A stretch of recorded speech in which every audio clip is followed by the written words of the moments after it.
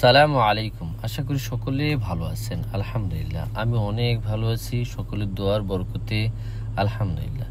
আজকে এই ভিডিও চলার মধ্য দিয়ে আমি কিছু কথা বলবো সকলের উদ্দেশ্যে, সকলে মনোযোগ দিয়ে শুনুন। প্রথম কথা হচ্ছে, এই দুনিয়ার বুকে যারা হালাল রিজিকের সন্ধানে যেই কর্মই করি না কেন সেটাই উত্তম।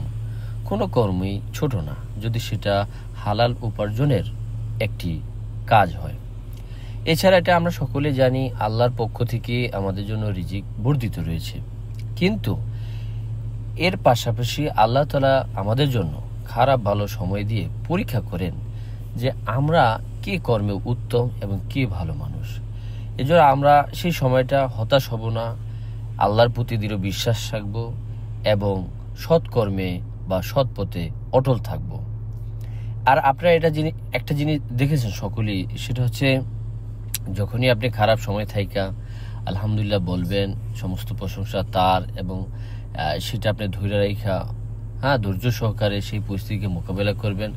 একটা সময় দেখবেন আল্লাহ তাআলা আপনার জন্য উত্তম প্রতিদান, যেই প্রতিদান আপনি কল্পনাও করেন নাই, সেটি আল্লাহ তাআলা আপনাকে দিয়ে দিবেন এবং সেটা আপনি পাবেন। এটাই বাস্তব। সকলকে ধন্যবাদ।